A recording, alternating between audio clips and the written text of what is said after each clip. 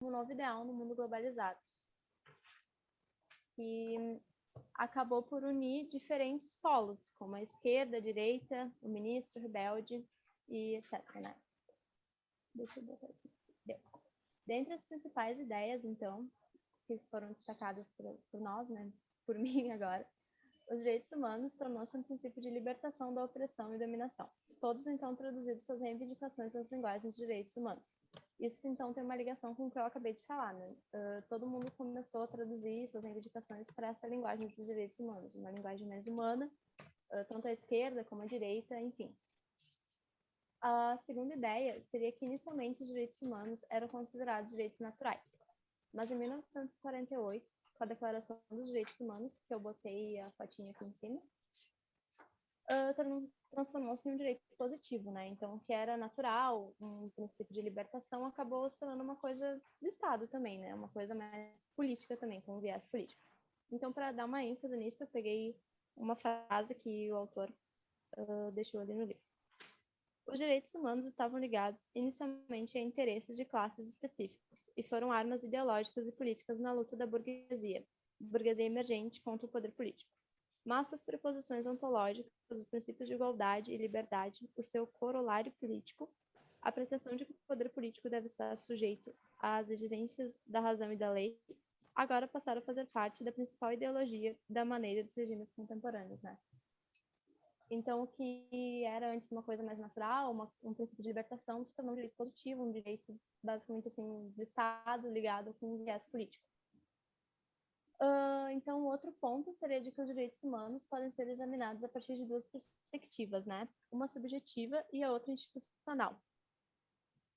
Ambas, elas ajudam a construir um sujeito jurídico, livre e, ao mesmo tempo, subordinado à lei. Então, esse sujeito que não é tão livre assim, porque está sempre subordinado a um poder maior, né, que seria o poder do Estado. Essas duas últimas frases eram da Júlia, então eu vou ler porque eu não peguei o resto do embasamento dela. Direitos humanos, como um mito realizado das sociedades pós-modernas, exige que reavaliaremos a sua história e suas promessas. A passagem do direito natural clássico para os direitos humanos contemporâneos é marcada por duas tendências. A primeira transferiu o padrão do direito da natureza para a história e, com o tempo, para a humanidade ou civilização, consistindo na positivação da natureza. E a segunda consiste na legalização do desejo, transformando o homem como centro do mundo, princípio da organização social. Então, dito as principais ideias que foram expostas, a gente tinha selecionado dois paradoxos que a gente conseguiu identificar com base na leitura. O primeiro seria de que, inicialmente, os direitos humanos estariam ligados a ideias de libertação e opressão e dominação, que foi o que eu falei agora há pouco, né? No entanto, ao se tornar um direito positivo, acabou se transformando em um mero discurso legitimador do Estado. O segundo seria que, durante o século XX, com o triunfo dos direitos humanos, é o maior paradoxo. O século XX é o século do massacre, do genocídio, da faxina étnica e a era do Holocausto. Em nenhuma outra época da história houve um hiato entre os pobres e ricos do mundo ocidental e entre o norte e o sul globalmente. E é isso que a gente tinha selecionado de texto. Certo, querido. Isso aí. Essas são as ideias centrais. Vamos dar uma analisada um pouquinho maior. Bom, Tá bom.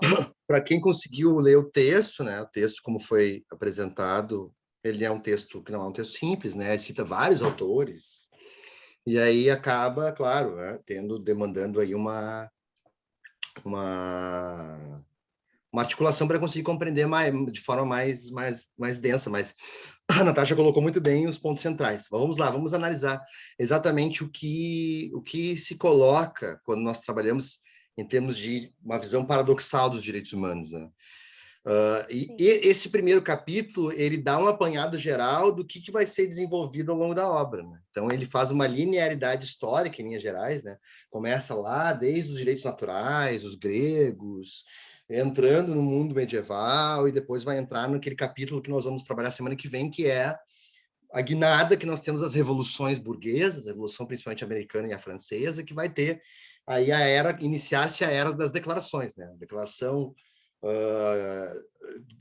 Universal, Declaração de Direitos do Homem e do Cidadão na França, lá, né? declaração envolvendo os Estados Unidos da América, Constituição Americana, e depois, lá no final, nós temos, em termos declaratórios, a mais importante declaração da ONU, a Declaração Universal de Direitos Humanos. Então, ele vai trabalhar nesse horizonte, e esse primeiro capítulo dá esse apanhado, mas, fundamentalmente, o que eu gosto bastante desse livro é que ele tem uma tonalidade de nós não termos uma compreensão dos direitos humanos de forma que eu chamo de forma adocicada. Tá? Eu trabalho isso nos meus livros. Né? O problema de uma visão adocicada sobre os direitos humanos. Isso é bem comum nos autores, principalmente nos autores brasileiros. Eu acho, assim, os autores brasileiros, Flávio Pelvezan, os meus orientandos geralmente se deslumbram, mas, assim, é uma visão, assim, veio a ONU, veio as declarações, as cortes internacionais de direitos humanos, está mais ou menos tudo resolvido, então, sem um posicionamento tamanhamente crítico em relação aos direitos humanos. E aí, como é que ele finaliza esse primeiro capítulo com uma frase bem emblemática, né? Os direitos humanos só têm paradoxos a nos oferecer. É uma redoma de paradoxos envolvendo direitos humanos. E aqui nós estamos tentando levar a sério a discussão sobre direitos humanos do ponto de vista crítico, né? É claro que analisar esses paradoxos de direitos humanos não tem nenhuma relação com negar os direitos humanos ou participar, em alguma medida, daqueles discursos que nós conhecemos, simplificadores ou preconceituosos em relação aos direitos humanos. Direitos humanos é coisa de bandido, direitos humanos é coisa ligada a uma classe social, uma determinada ideologia e tudo mais, que nós somos acostumados. Então, ele vai colocar, e como foi bem colocado pela Natasha, ele vai trabalhar numa dimensão paradoxal. Como assim esses direitos humanos têm paradoxo a oferecer? Um deles, que foi bem ressaltado na apresentação, é, por exemplo, essa questão de lidarmos com o século XX e algo que permanece no século XXI. O século XX, ao mesmo tempo em que é o século dos direitos humanos, não é? Nós temos aí, a partir da segunda metade do século XX, nós temos o quê aí? Nós temos a criação de cortes internacionais de direitos humanos, a Corte Interamericana de Direitos Humanos, a Corte Europeia de Direitos Humanos, a Corte Africana de Direitos Humanos, todo o sistema das Nações Unidas, o Comitê de Direitos Humanos da ONU, a atuação da Corte Internacional de Justiça, a criação de um Tribunal Penal Internacional para julgar indivíduos, tratado disso, tratado daquilo, tratado sobre tortura, tratado sobre migrações, tratado sobre gênero, tratado sobre escravidão. Tratado é o que não falta. Porém, o século XX também é o século da barbárie, é o século onde nós mais presenciamos violações de direitos humanos. E aqui é sempre o ponto que eu gosto de destacar na nossa análise, porque é uma compreensão, é uma percepção, né? Essa afirmação que o autor diz, e que eu concordo com ele, não só ele diz, outros autores também tratam dessa forma, né? O século XX é o século onde nós, seres humanos, mais demonstramos a nossa capacidade de destruição. Aí eu já tive episódios em aulas, professor, mas por que o século XX? Nós tivemos guerras ao longo da história, nós tivemos lá guerras médicas, guerra do Peloponeso, nós tivemos guerras medievais, as cruzadas, e por que o século XX é o pior? Exatamente a argumentação que depois o Dosinas vai tentar sustentar ao longo do livro, que aqui na introdução ele acaba não falando muito, é que o século XX é o século que existia uma reivindicação de nós estarmos iluminados, né, esclarecidos pelo iluminismo, né, pela racionalidade humana, de que nós teríamos condições dotados de racionalidade de perceber aí exatamente coisas elementares, que a aniquilação do outro é um problema de direitos humanos. E nós temos um século onde nós convivemos com duas guerras de caráter mundial. Né? Então, um dos paradoxos é esse. É o século de maior violação de direitos humanos e é o século onde mais se promoveu direitos humanos no século XX. E se nós estendermos, claro que essa publicação é do final do século XX, mas dos nossos 20 anos de século XXI, nós estamos aqui ainda num cenário, ao mesmo tempo de instrumentos de direitos humanos sendo revigorados o tempo inteiro, né? Normativas, tratados, etc., porém, nós conseguimos perceber que estamos vendo uma série de violações de direitos humanos cotidianamente. Então, esse cenário de paradoxo permanece. E aí uma das críticas que o autor vai falando quando ele comenta sobre jurisprudência.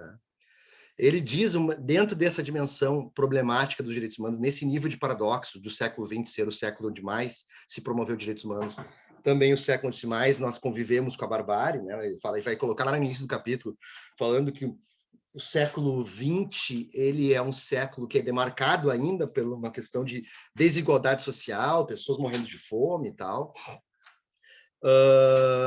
Vai colocar o problema de reduzir a discussão sobre direitos humanos a uma discussão jurisprudencial, jurídico-jurisprudencial.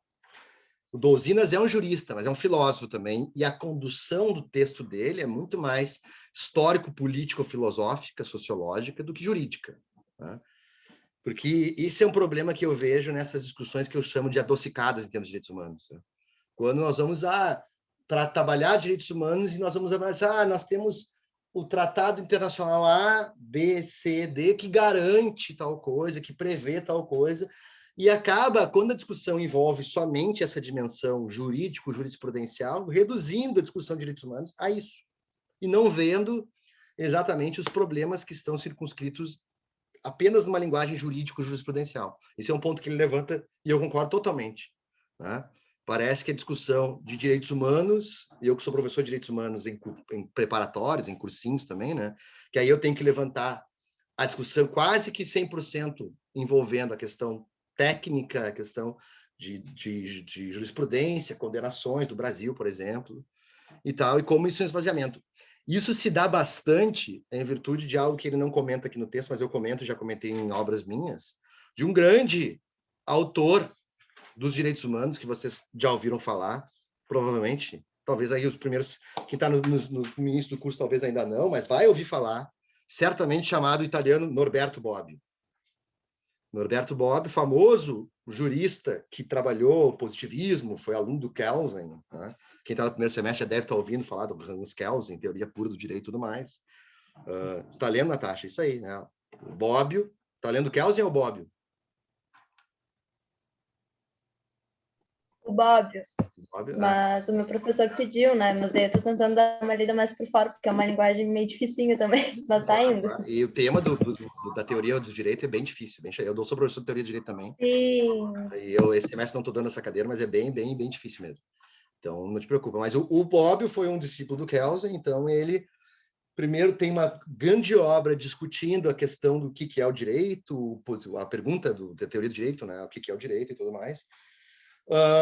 E ele, lá pelas tantas, ele começa a escrever também sobre direitos humanos e ele escreve uma obra famosa chamada A Era dos Direitos, que é sobre direitos humanos.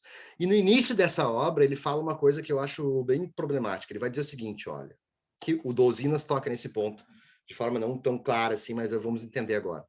O que o Bobbio fala? Olha, a discussão se os direitos humanos são naturais ou universais, ou seja, uma discussão mais do fundamento dos direitos humanos, é uma discussão que nós devemos deixar de lado. Tá? Vamos deixar de lado qual é o fundamento dos direitos humanos, o que são direitos humanos, enfim, essa questão mais filosófica, sociológica dos direitos humanos, que eu gosto bastante. Por quê? Porque a ONU já definiu que os direitos humanos são universais e ponto. Tá? Então, ele sintetiza, ele simplifica a discussão dizendo assim, olha, a ONU disse que os direitos humanos são universais, a Declaração Universal de Direitos Humanos, então a nossa discussão, e essa fala do Bobbio seduz muita gente, né? Ela é repetida seguidamente, ela é repetida por vários textos, né? Que é isso assim, ó, não interessa mais nós discutirmos o fundamento dos direitos humanos. O que interessa para nós agora é discutirmos a concretização dos direitos humanos. Logo, como nós paramos de discutir fundamento ou elementos históricos dos direitos humanos, por exemplo, nós acabamos, a consequência dessa prática que ele sugere, é nós praticamente reduzirmos a discussão sobre direitos humanos sobre jurisprudência e sobre direito, sobre tratados internacionais. Que isso que o Douzinas vai contra, né? E eu também acho que é um problema. A minha interpretação, eu publiquei isso num livro, é exatamente porque nós abandonamos um pouco a discussão sobre o fundamento dos direitos humanos, é que nós não conseguimos entender, muitas vezes, por que nós temos tratados internacionais, tratados, e isso acaba não repercutindo tamanhamente na prática, um pouco do que a fala do que a professora Verônica falou semana passada, né? Como é que nós vamos resolver esse problema das empresas? Criando um tratado, criando uma corte. Isso é importante, é interessante, pode repercutir algum ganho, alguma melhoria, mas nós sabemos que os elementos jurídicos internacionais sobre direitos humanos acabam não tendo a repercussão que nós gostaríamos, né? Então, um pouco por aí que circunscreve essa tensão. E aí, dentro dessa dimensão que o Douzinas coloca, seria fundamental nós pensarmos que, nessa dimensão de análise paradoxal dos direitos humanos,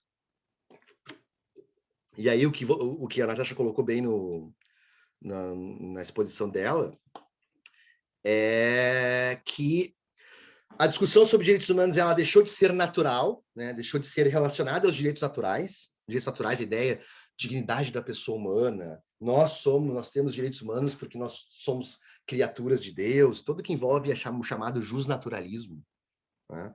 Para uma dimensão positivada, a partir que nós vamos ver no próximo encontro. Né? A partir das declarações de direitos humanos, nós deixamos assim, nós temos direitos humanos não porque a pessoa humana, o ser humano tem direito natural e tudo mais, e sim nós temos direitos humanos porque existe um tratado que diz que nós temos. E aí, por isso que foi bem colocado aqui na exposição, que deixaram de ter esse elemento natural e passou a ser um elemento histórico. Nós temos direitos humanos não por causa da natureza do ser humano, nós temos direitos humanos exatamente porque nós temos uma trajetória histórica de afirmação dos direitos humanos. Tá? Precisou o mundo ocidental passar por tudo que passou para nós chegarmos na era das declarações no século XVIII, XIX, e entrarmos no século XX também com a criação da ONU, e agora nós temos essa dimensão. E aí ele vai colocar isso como problemático. Né? Nós precisamos também, além do horizonte jurídico, analisar essas dimensões histórico-políticas e tal. E aí, se nós formos analisar isso, a discussão sobre direitos humanos, e aqui estou entrando em outros capítulos do livro, né, em outros autores também, para a gente pensar, a discussão sobre direitos humanos, ela acaba, se nós afastarmos uma análise histórica dos direitos humanos, nós vamos acabar tendo problemas de análise sobre isso, porque lá, quando nós temos as declarações, tá, que nós vamos ver semana que vem, Declaração Universal dos Direitos do Homem e do Cidadão na França,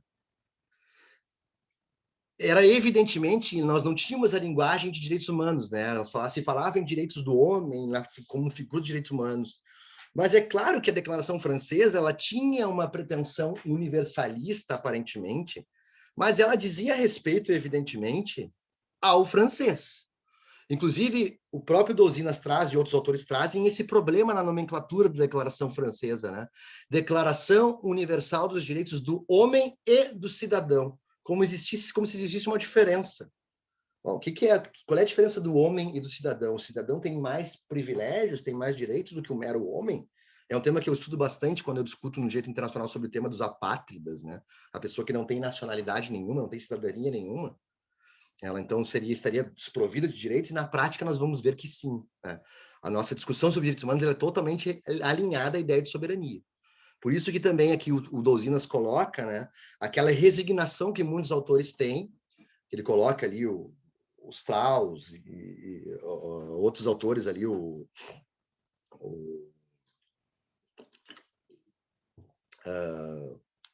que vão questionar esse caráter universal. Ora, eu não conheço esse tal de ser humano, esse humano universal. Eu conheço ingleses, franceses, brasileiros, alemães.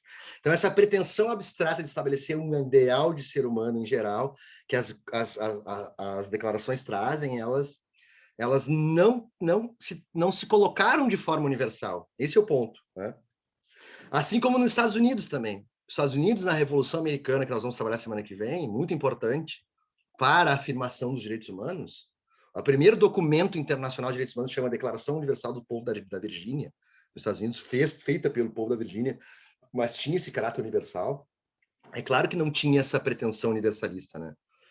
Lembrando que nos Estados Unidos, os Estados Unidos se tornam independentes da colônia, do seu colonizador, a Inglaterra, e mantém a escravidão. Assim como a França torna-se aí, abole o absolutismo, mas mantém suas colônias, né? Mantém o Haiti como colônia, por exemplo. Então, esse caráter universalista de pensar os direitos humanos não nasceu com as revoluções. Não é visto na Grécia, não é visto em Roma, não é visto esse caráter universalizante no mundo medieval. Nós temos aí servidão, servos, senhores feudais e tudo mais. Na era das revoluções também não. Então, esse é um outro elemento paradoxal. As declarações falam em universalismo, mas na prática isso não se consolidou. Entramos no século XIX, o que nós temos em termos de afirmação histórica dos direitos humanos? Revolução Industrial e os países hegemônicos decidindo partilhar, principalmente o continente africano, né? Que direitos humanos são esses, em termos universais? Se vamos lá na Conferência de Bruxelas, por exemplo, os países selecionam, reduzem aqui, essa parte da África é tua Inglaterra, essa parte aqui da África é tua França, essa parte é tua Itália, essa parte é tua Alemanha, essa parte é tua Holanda, essa parte é tua Bélgica, e essa partilha da África é o que vai ter consequências para nós termos guerras mundiais no século subsequente, certo? Por que nós tivemos as duas guerras mundiais? É claro que responder essa pergunta sempre vai ser uma simplificação, se nós quisermos ser rápidos, né? Mas o que levou o mundo à Primeira Guerra Mundial e também à Segunda é o mesmo elemento. Se nós tivéssemos que sintetizar em uma frase por que o mundo entrou em guerras mundiais no século XX, qual seria essa frase? Por quê? Porque nós tivemos lá o Império Austro-Húngaro, toda a questão, e depois, claro que na Segunda Guerra Mundial, um chacoalhado muito forte por causa do antissemitismo, dos movimentos nazifascistas e tudo mais, que deixaram muito mais truculenta a Segunda Guerra do que a Primeira, né? Mas o motivo é o mesmo, reivindicação de redivisão de mercado. Os países que chegaram atrasados na corrida industrial, leia-se principalmente Itália, Alemanha, né? Queriam brincar mais de imperialismo. Eu quero mais território, eu quero mais potencialidade de ter matéria-prima para me valer de produtos para vender, para o Estado crescer em termos de riqueza. E aí, nessa reivindicação por redivisão de mercado, o mundo em alianças entra em guerra e na Segunda Guerra Mundial o mesmo motivo, reivindicação por redivisão de mercado. Ainda não estamos falando em direitos humanos em termos minimamente universais. Tá, então, quando é que seria essa discussão? Ela envolve os direitos humanos em caráter universal? Se nos séculos, até o século XVIII, nós não vimos nada disso, né? No século XVIII, nós temos as declarações americanas e francesa, a francesa e a americana, que falam num tom universal, mas flagrantemente não tratam de forma universal. No século XIX, nós temos a partilha, principalmente da África, o imperialismo. No século XX, nós temos duas guerras mundiais, até que nós temos a criação das Nações Unidas. E nós temos lá, em 1945, a Carta da ONU, que fala em direitos humanos, fala em direitos do homem, na verdade, né? Usa essa atribuição problemática de tratar direitos do homem como sinônimo de direitos humanos. Depois, nós temos, 3 anos depois da criação da ONU, a Declaração Universal dos Direitos Humanos, com seus 30 artigos, que seriam esse denominador ético comum. O Douzinas vai dizer, e outros autores vão dizer, eu gosto muito de um historiador mexicano chamado Samuel Moyn, ele vai dizer o seguinte, olha, um dos elementos importantes para quem já estudou direito internacional, mesmo aqui no direito constitucional, nós temos um dos elementos importantes, fundamentais da criação da ONU, é a chamada autodeterminação dos povos. Certo? Está lá como um princípio das Nações Unidas, lá nos 2 primeiros artigos da ONU, da Carta das Nações Unidas, está na Constituição Federal Brasileira, artigo 4º. Os princípios que regem a República Federativa do Brasil, dignidade e a autodeterminação dos povos. Os povos se autodeterminarem. Olha, se isso é um princípio que está esculpido lá nas Nações Unidas, o que os países africanos, depois da criação da ONU, eles olharam assim, olha, se os povos se autodeterminarem é um princípio que nós queremos para as nações agora, o que nós queremos então? Eu quero me emancipar, eu quero a minha independência. Então, o Samuel Moy e o Douzinas mostram isso, principalmente o Samuel Moy mostra melhor isso, né? Como o discurso originário da ONU não tinha a pretensão de a criação da ONU, né? A criação da ONU, eu gosto, quem foi meu aluno de direito internacional sabe, eu sempre tento conduzir assim, num sentido de nós criticarmos as Nações Unidas, onde ela criticarmos, mas sem demonizá-la. Porque criticar a ONU em nome da própria ONU, né? Porque o mundo seria muito pior sem a ONU. Né? Mas a ONU também é repleta de problemas, contradições e a própria estrutura das Nações Unidas. Até porque é difícil dizer o que é a ONU. Porque a ONU, na verdade, boa parte da sua atuação, pelo menos, ela não existe muito bem a ONU, porque a ONU é mais ou menos um retrato da vontade política dos seus 193 Estados-membros, né? Onde nós vemos mais o trabalho da ONU nas agências subsidiárias. E lá, quando a ONU foi criada, nós temos até uma foto clássica da chamada Conferência de Potsdam, pouco depois que os aliados dominaram os nazistas, ainda a guerra só vai terminar alguns meses depois com Hiroshima e Nagasaki, né? Mas quando é dominado os nazistas, são dominados os nazistas, o ímpeto nazista, começam os grandes chefes de Estado a criar uma nova agência internacional, uma organização internacional para dar lugar àquela chamada Liga das Nações, que era aquela tentativa, primeira tentativa da comunidade internacional de estabelecer uma liga, uma organização internacional. Não deu certo, então se desmantelou a Liga das Nações e se cria a ONU. Nós temos uma foto clássica, se botarem no Google, Conferência de Potsdam e tal, que é os três grandes chefes de Estado sentados um ao lado do outro. Estamos falando de quem? Stalin, Roosevelt e Churchill. Inglaterra, Estados Unidos e Rússia. Que elaboraram as Nações Unidas e colocaram aquela reserva de poder fundamentalmente para aqueles países vencedores da guerra, que são Inglaterra, Reino Unido, Estados Unidos e Rússia. A França entra de carona por ser muito próxima da Inglaterra, né, em questões históricas.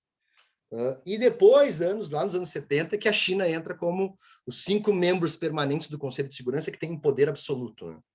Então, nesse sentido, é que lá, Samuel Moy vai mostrar que lá, quando se ventilou a ideia de autodeterminação dos povos, e os países africanos começaram a reivindicar, então eu quero a minha independência, na verdade, e conseguiram, né? A ONU abriu, inclusive, uma organização especializada, um órgão da ONU, que era o Conselho de Tutela, que era para auxiliar, que foi desativado nos anos 90, né?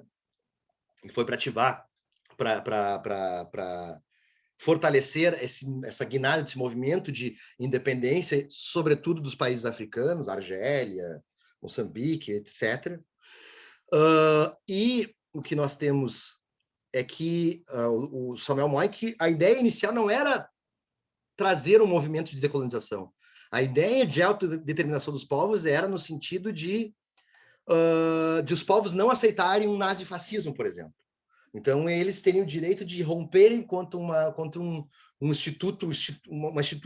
governo instituído de forma totalitária. Era essa a ideia de autodeterminação dos povos. Então, nós estamos vendo lá que lá no início da ONU, na Declaração Universal dos Direitos Humanos, nós não falávamos sobre direitos humanos ainda. E aí ele vai colocar, no início desse capítulo que foi apresentado, e depois em outros capítulos, que, na verdade, a força que vai ganhando a temática dos direitos humanos se dá fundamentalmente lá nos anos 50, 60, meados dos anos 70, com os discursos ligados, por exemplo, ao Black Power, o movimento feminista, os movimentos aí ligados a pautas identitárias que vão aí tentar trazer mais conteúdo na discussão sobre direitos humanos. É ali que começa a ganhar um peso a discussão sobre direitos humanos, e isso vai acabando se perdendo, cada vez mais foi se perdendo, e virando aí os direitos humanos um discurso um pouco aí muito na linha do que nós já havíamos falado aqui, um discurso meio slogan, né? Um discurso, aquele texto da Wendy Brown tem muito a ver com isso, um discurso onde serve para todos os lados, envolve a atuação do Estado, envolve movimentos sociais, envolve reivindicação de indivíduos, envolve uma série de questões que tornam uma coisa um pouco mais nebulosa, mais frágil, mais fugaz, e cai também naquele outro paradoxo que é apresentado no capítulo, né? Que é aquela dimensão que os direitos humanos muito se constrói a partir daquela ideia de que ele é um limitador do Estado, né?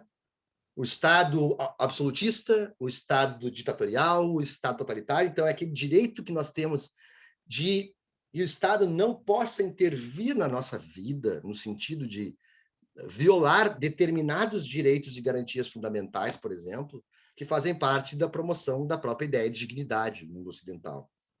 Liberdade, igualdade, propriedade, segurança, lazer, trabalho. Então, a questão é que aí entra numa dimensão paradoxal, porque o discurso de direitos humanos acaba se direcionando para esse lado, de que os direitos humanos, ele ele individualiza, ele torna a invenção do indivíduo, né, o ser humano, a individualidade é criada a partir do século XIX, fundamentalmente. Nós não falávamos assim no que diz a Micheline, a Helena, o Gabriel, o Gustavo, se falava num horizonte mais assim, o povo, os brasileiros, o povo, a civilização, os gregos, e começa a entrar nesse caráter mais individual a partir das declarações, que vai trazer essa questão de direito à intimidade, liberdade de expressão, essa questão que estabelece direitos humanos como um impeditivo da atuação do Estado.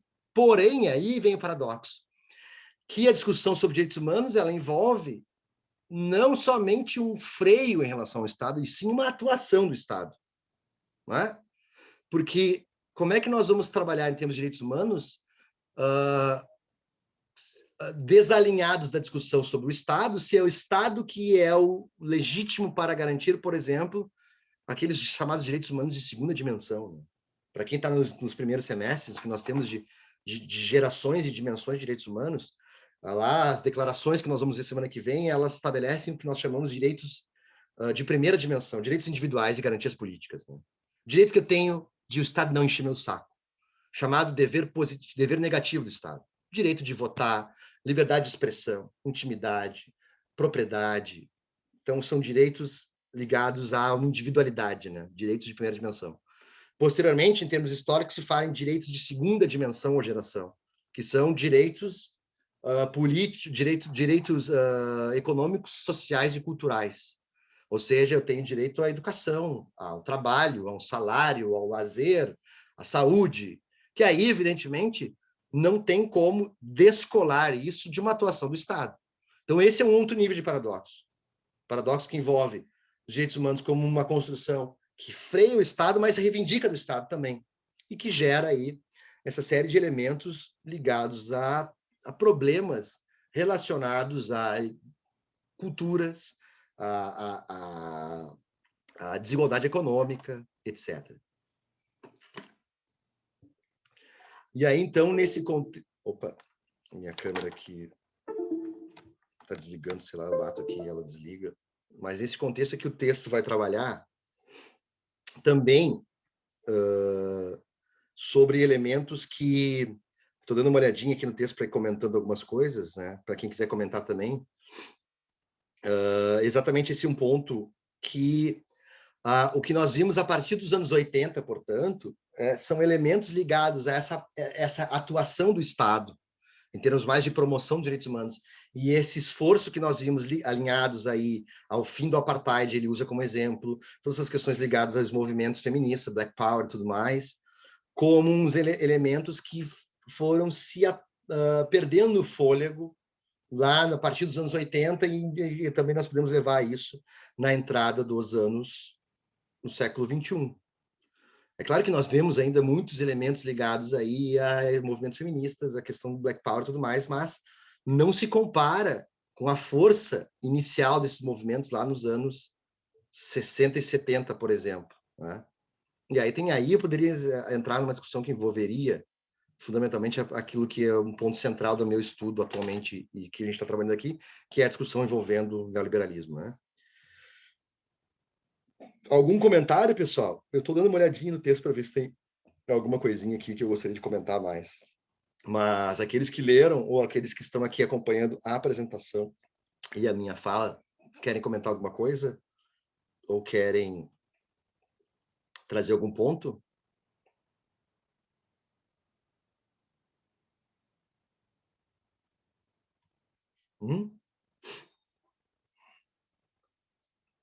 Lá na página 22, por exemplo, ele trabalha assim, a esperança que ao seguir as críticas filosóficas do liberalismo, a definição original de crítica de Kant, um filósofo alemão, pode ser revida em nosso entendimento dos direitos humanos, resgatado da chatice do senso comum analítico e de seu esvaziamento da visão política e do propósito moral.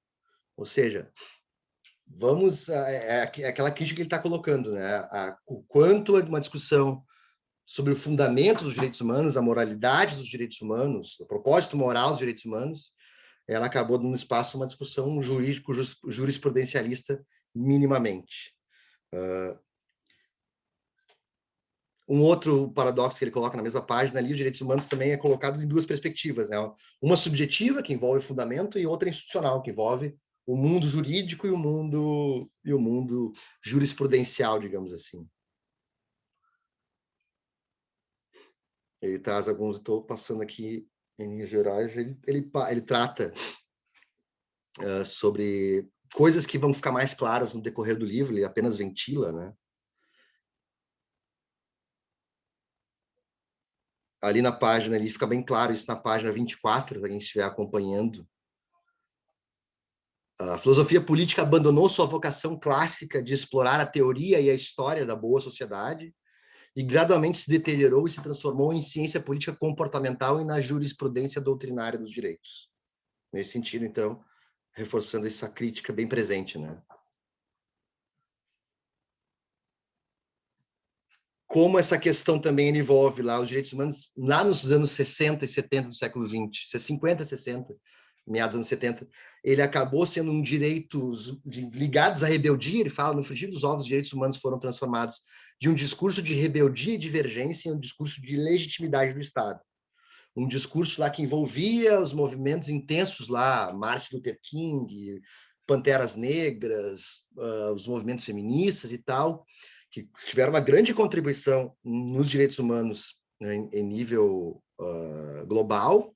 A própria questão do estado de bem-estar social nos anos 50 e 60, Estados Unidos e Europa, e acabou paulatinamente virando uma questão de onde, já que nós precisamos do Estado para a promoção dos direitos humanos, ele acaba sendo um discurso legitimador do Estado também, né? Professora, Oi. eu estava pensando aqui, não sei se tem muito a ver, mas tu falando dos direitos individuais, né, e tu falou de liberdade de expressão, e às vezes eu fico pensando se, às vezes, esse direito não acaba se limitando por questões políticas, aquelas questões de lugar de fala, e, enfim, eu não sei se tu acha que, de uma certa forma, limita, ou... Mas nesse caso é limitado pelas pessoas, né, não pela instituição em si, né, enfim.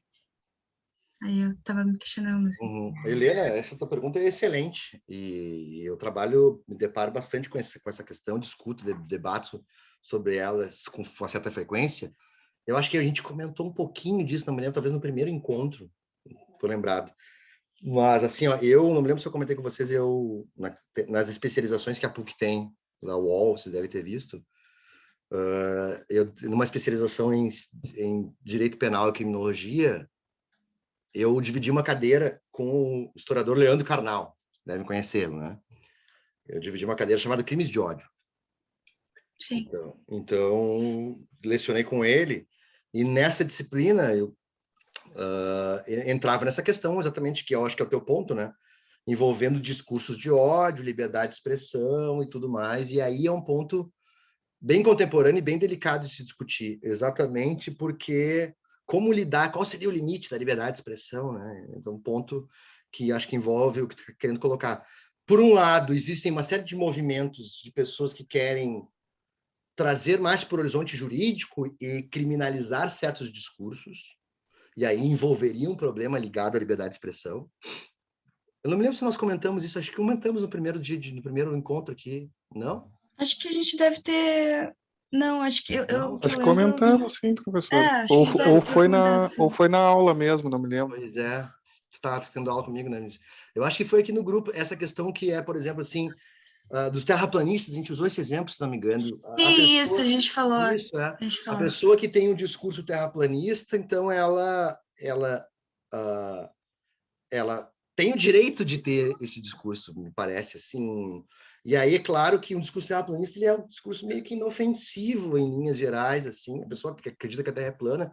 Agora, como é que nós vamos falar, por exemplo, a pessoa que tem a opinião de que vacinas não funcionam, o movimento anti-vacinas? E aí, talvez, a limitação não seria necessariamente a liberdade de expressão, mas os movimentos que essas pessoas fazem para difundir essa ideia. É bem delicada a questão. E aí vai envolver também todos os discursos de ódio, questões ligadas aí a discursos que são racistas, homofóbicos e tudo mais. Entramos um pouco nessa pauta. E aí... Oi, pode falar. Não, sim, é porque eu aqui no meu ponto de vista, eu acredito que liberdade de expressão é tu poder comentar sobre qualquer coisa que acontece no mundo, né? No nosso dia a dia, enfim.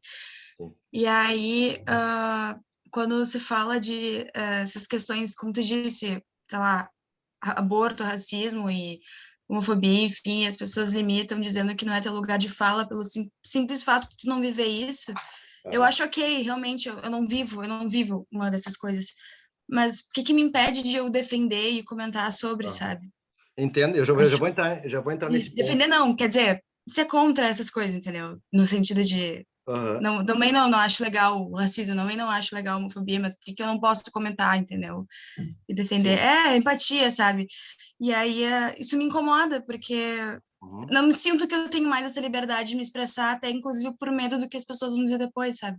Certo. Porque, na verdade, tipo, eu só penso também no próximo, né? E, enfim, aí pra mim entra aquelas outras questões de apropriação cultural e afins, né? Sim, eu já vou entrar nesse também, ponto. professor. Fala, Aquele dia tu colocou como um possível limitador da liberdade de expressão aquilo que atacasse a própria democracia, entendeu? Então o terraplanista talvez não, mas aquele que defendesse o AI-5, bom, aí ele está defendendo um direito que, se esse direito for levado à realidade, ele vai perder o direito de defender o AI-5, né? Exato. Esse é um argumento daquele paradoxo da tolerância do Karl Popper e outros autores trabalham, né? Poderia ser uma guia por aí, mas eu quero comentar também isso que a Helena colocou. Eu estava entrando para chegar nesse ponto e eu concordo contigo, tá, Helena? Concordo contigo bastante nessa tua percepção. Mas então a ideia sobre liberdade de expressão ela envolve primeiro esse ponto aí, que eu tendo a achar que, infelizmente, a democracia tem que conviver com esse tipo de discurso, né? Então, e aí, lá, estudando para aquela disciplina que eu falei com vocês, me deparei com um texto de um historiador muito bom, Júlio, não me lembro, posso passar o texto para quem quiser depois, que ele vai analisar questões da Suprema Corte e tal, e tudo mais, e ele deu aquele exemplo que eu acho que eu dei aqui em aula, né?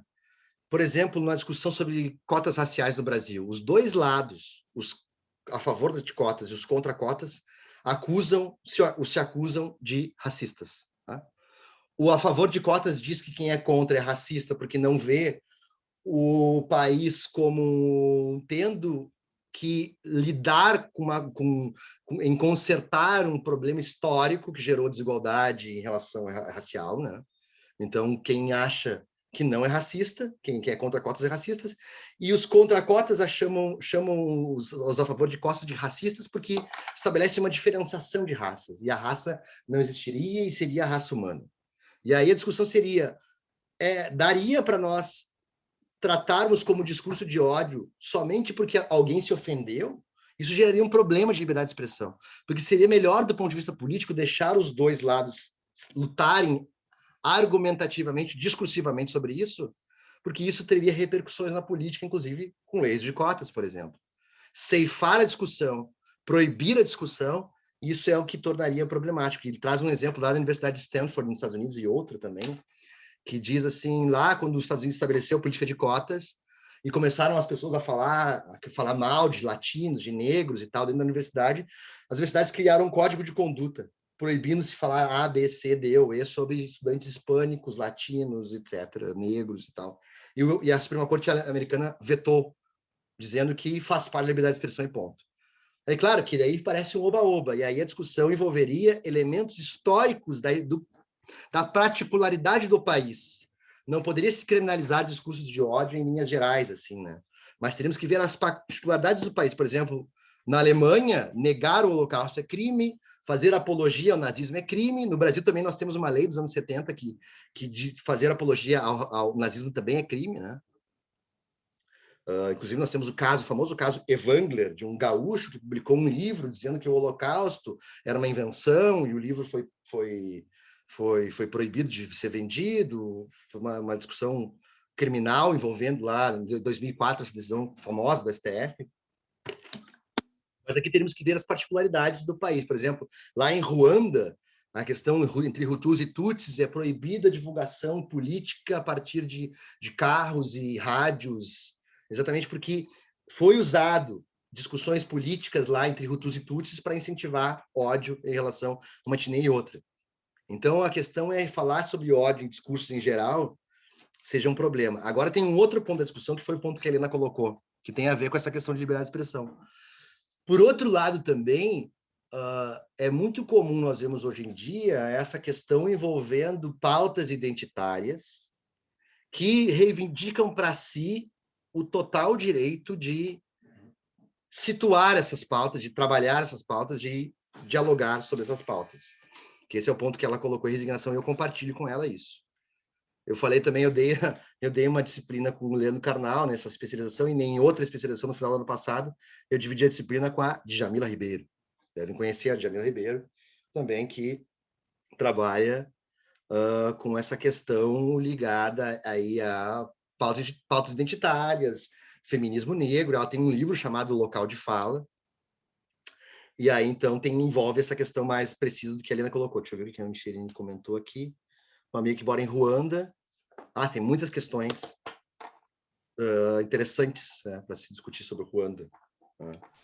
Mas claro que, Sora, eu acho que também, né, tem que diferenciar a questão entre a falta de senso e a liberdade de expressão, né? Uhum. Também não adianta eu desrespeitar o próximo e dizer que, mas eu sou livre de dizer o que eu quiser, né? Acho que tem essa diferença também. Sim, sim, sim. Mas eu digo, se eu quero debater sobre um assunto que realmente, assim, que por eu não ter vivido, eu tenho esse direito, mas não significa que eu tenha direito de desrespeitar, sabe?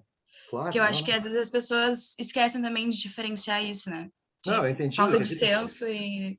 Não, eu entendi teu ponto. É claro que uma discussão... Aqui estão falando sobre crimes de ódio, que é um ponto, né? É claro que essa questão... Limitar os discursos de ódio contra a pauta feminista e racista, por exemplo. Juridicamente é complicado. Do ponto de vista argumentativo, é do jogo.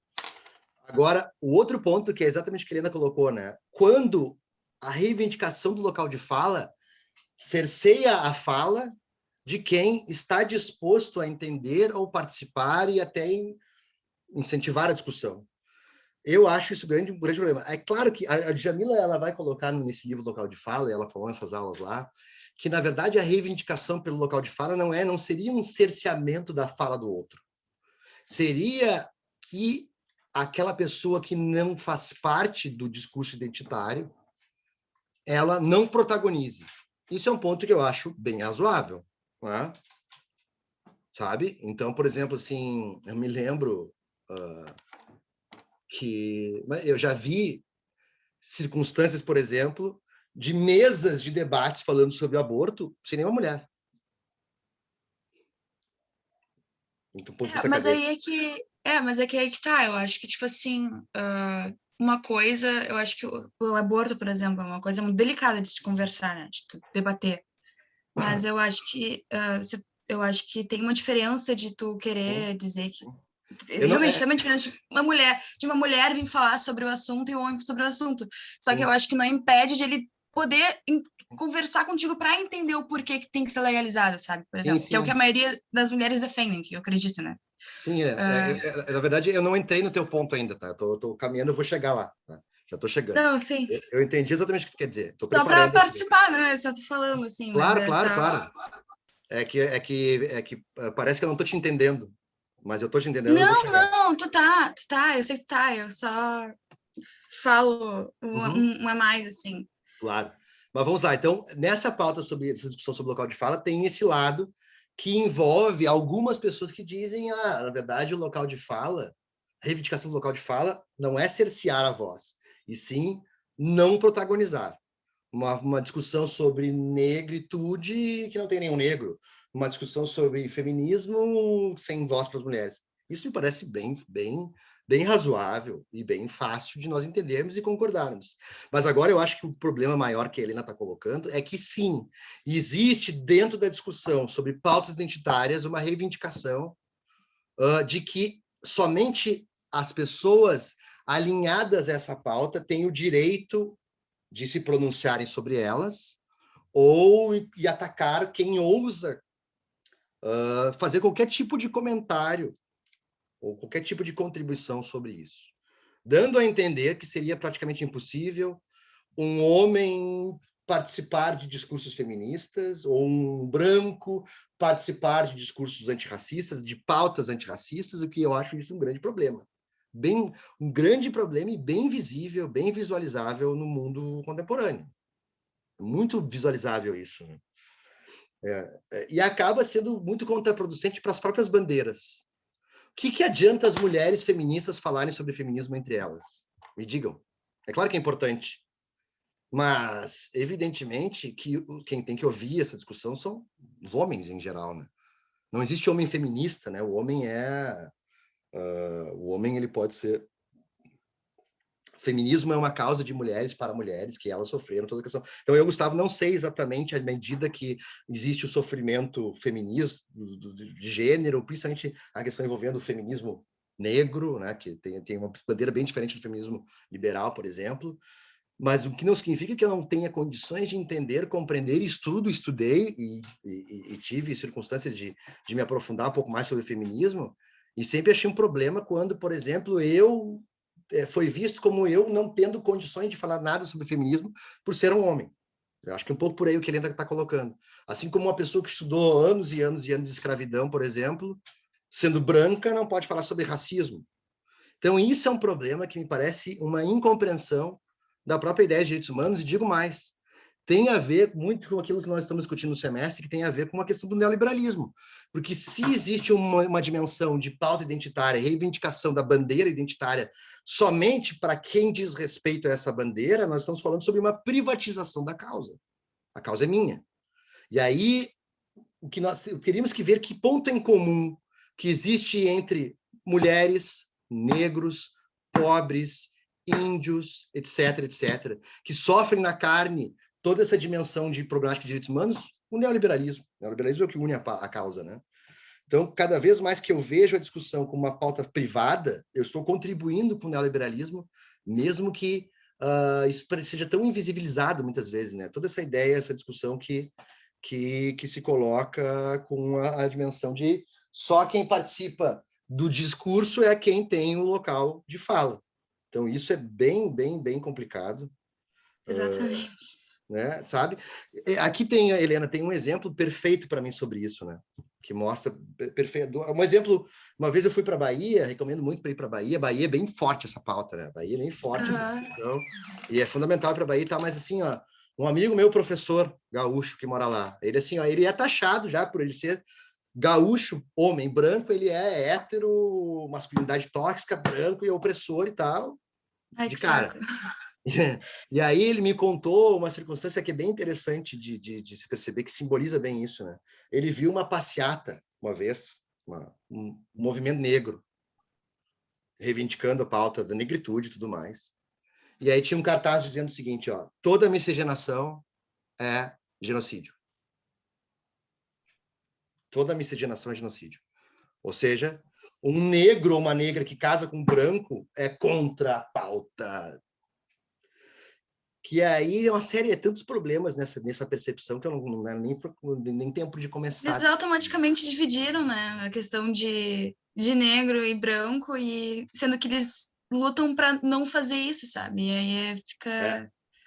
É o que envolve. Então, ao mesmo tempo, não querer protagonizar a pauta e ouvir o que se tem a dizer na discussão sobre racismo, por exemplo, dar mais voz, evidentemente, a quem sofre na carne com isso, mesma coisa para mulheres, por exemplo, é uma coisa, mas não a ponto de que também seja invisibilizado tudo e qualquer coisa que seja dita por outras pessoas, que tenha, evidentemente, uma necessidade de se informar, de ouvir e de compreender, porque eu conheço homens que sabem mais de feminismo que muitas mulheres, eu conheço brancos que sabem mais de racismo do que muitos negros, mas é claro, o diferencial entre mulheres e negros, por exemplo, é a questão existencial de sofrer na carne, que isso precisa ser considerado. Então, é um pouco por aí. Meu problema com o local de fala também tem a ver com isso. Um outro exemplo que eu acho interessante de pensar, que tem a ver lá, um pouco que eu falei antes, né?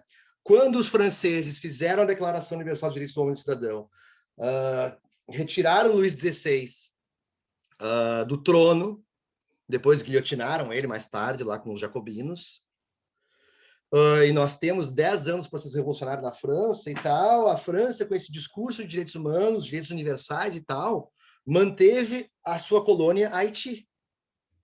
E aí, quando os exércitos franceses foram retomar a colônia no Haiti, é muito bonito isso do ponto de vista histórico, que os haitianos, o que eles fizeram? Eles começaram ao movimento dos haitianos contra os franceses, e é muito interessante isso porque eu falo bastante sobre o Haiti por causa das questões migratórias, muitos haitianos no Brasil, e tem que entender a importância que o Haiti tem. O haitiano é muito orgulhoso, né? O haitiano é um dos primeiros países da América a se declarar independente e tudo mais. Eles começaram, num momento de resistência contra o exército francês, a cantar a Marselhesa, que é o hino da Revolução Francesa, dizendo assim, olha como vocês são hipócritas. Vocês falam em universalismo e vocês estão aqui nos colonizando de novo. Então, pegando por aí o quanto essas pautas identitárias que não percebem que existe um eixo comum, porque parece uma disputa de pautas, né? Uma disputa de pautas, não. É claro que, por exemplo, as mulheres negras sofrem muito mais do que as mulheres brancas, e tem uma série de dados, estudos, elementos, mas vejo que dentro do próprio movimento feminista, muitas vezes, dos vários feminismos que nós temos, o interseccional, considerado radical, o feminismo negro, o feminismo liberal, etc., etc., etc., há uma dissonância entre elas mesmas e que isso é contraproducente à pauta. Inclusive, parece assim, uma reivindicação de que quem merece mais atenção é quem pode trazer para si elementos de maior precariedade. Mas, na verdade, todas as pautas humanitárias e pautas identitárias, elas têm esse eixo em comum. Para mim, esse é o ponto, né? Esse é o ponto de que negros, índios, pobres, mulheres, etc., sofrem na carne, atualmente, a violência neoliberal. A violência neoliberal que precariza nossas vidas como um todo. Então, a pauta identitária ela deve vir acompanhada dessa dimensão um pouco mais geral e global, para nós não cairmos nesse tipo de problemas ligados aos direitos humanos, de reivindicações identitárias que o neoliberalismo vai adorar.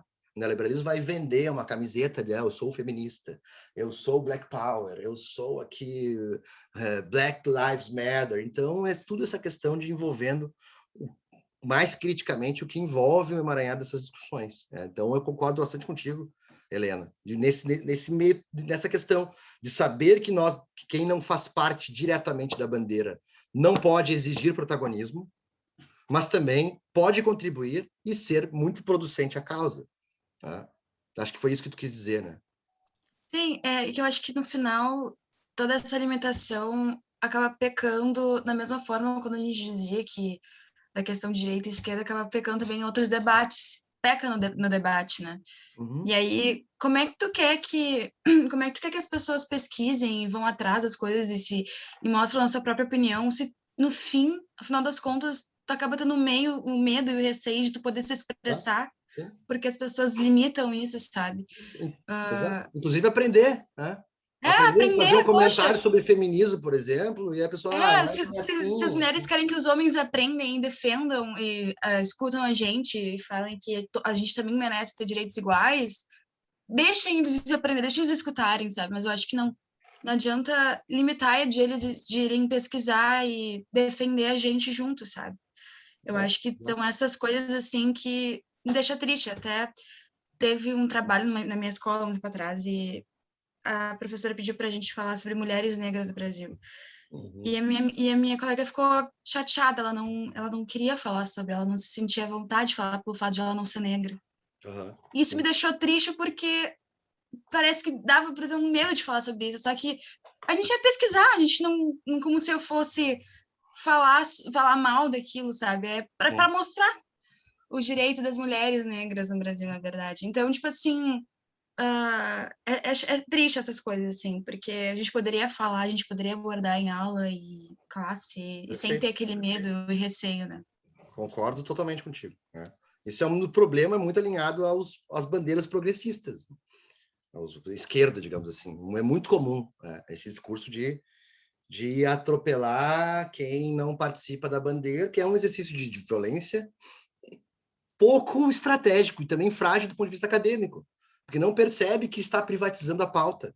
E ao privatizar a pauta, como a pauta mais importante e também a pauta onde só eu posso falar, acaba isso sendo aí pulverizando cada vez mais o problema de alinhamento, de uma certa união em relação ao ponto central, que vai precarizar lá, como a Wendy Brown diz e nós vimos, né? O neoliberalismo, ele ocupa todos os espaços. Ele ocupa todos os espaços. Ele ocupa os espaços das bandeiras identitárias também, né? Dessa forma, privatizando pautas e também lucrando com isso, porque nós vamos ter aí uma série de produtos alinhados aí para nós consumirmos, alinhados aí. Eu me lembro que essa discussão sobre lá, eu me lembro que a discussão bem que aconteceu no Brasil há uns anos atrás, bem forte, sobre lá a apropriação cultural. Nossa, uma perda assim total de foco. Porque o pressuposto acadêmico também para pensar, pessoal, é que essa ideia de pressupor uma origem, sabe? Existe está se apropriando da cultura negra, então, mas a cultura, eu vejo que muitas pessoas que falam que a cultura está aí e que nós aprendemos com a diversidade cultural, então nós aprendemos com os africanos, o Ocidente aprende com o Oriente, então toda essa questão multicultural cai por terra se nós pensamos assim sobre a apropriação cultural, porque a cultura é minha, não é? A apropriação, eu vou pegar aquela cultura e não eu posso me valer de algum elemento de repercussão na minha vida porque eu estou me apropriando, que a galera que está no poder e está assim, nem aí para isso, olha e dá risada assim para essa discussão de tão pueril que ela acaba problematizar uma coisa que não precisa problematizar. por aí. Eu acho que a ideia da cultura não é universalizar, as pessoas conhecerem, sabe, em vez de, né, não deixar aquelas questões de, porque a mulher branca não pode fazer aquela trança, que eu não sei o nome, que não dá para fazer, porque não pode, porque ela é branca, porque é da cultura negra. Mas então a negra não pode pintar o cabelo dela de loira. Eu não entendi, sabe? Essa questão também. Agora, o Big Brother foi interessante para pensar essa questão aí, ligado lá a Camila. Não, ela fala da pauta negra e aí depois ela alisou o cabelo. E daí? O que tem a ver? Não é por aí, então... evidentemente que faz parte dessa discussão também a minimização que fizeram lá em relação ao João, aquele professor lá, achei preconceito bizarro. Eu achei muito preconceito lá o que fizeram com o cara, coitado. Não, aquilo foi triste mesmo. Mas mais algum comentário, pessoal, para a gente não estender tanto, mas muito bom o debate. E semana que vem a gente vai entrar agora lá um pouco mais nas discussões sobre as declarações, né, do século XVIII, que é um século bem importante para os direitos humanos. E depois, mais na reta final dos nossos encontros do semestre, nós vamos voltar para o neoliberalismo, mas agora focando numa parte mais de sofrimento psíquico, né, que eu acho também interessante. O encontro semana que vem, Micheline, é o encontro do Douzi no segundo capítulo. Tu não tens o texto? Eu vou te mandar, então. Eu vou colocar aqui já, caso alguém não tenha. Deixa eu ver aqui só. Antes de encerrarmos. Parar de gravar.